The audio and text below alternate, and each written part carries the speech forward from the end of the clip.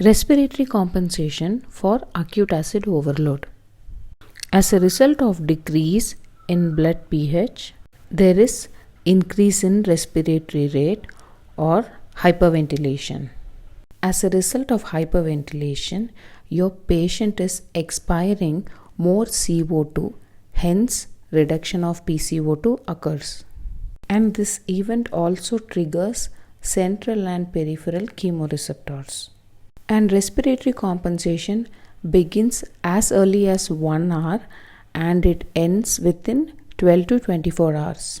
And this is the immediate compensatory mechanism in response to metabolic acidosis. Fine, it's time to dive into some interesting part. So there are formulas to estimate adequacy of respiratory compensation. For example, our patient Snoopy was brought in with a history of hyperventilation and panting. In ABG, you find that the pH and bicarbonate is low. And we all know that respiratory compensation happens quickly, and this is what is happening to Snoopy already. And as a result of panting, we all know that there will be reduction in PCO2. Now, it is our duty to estimate whether the decrease in PCO2 in response to decrease in bicarbonate supports respiratory compensation or not.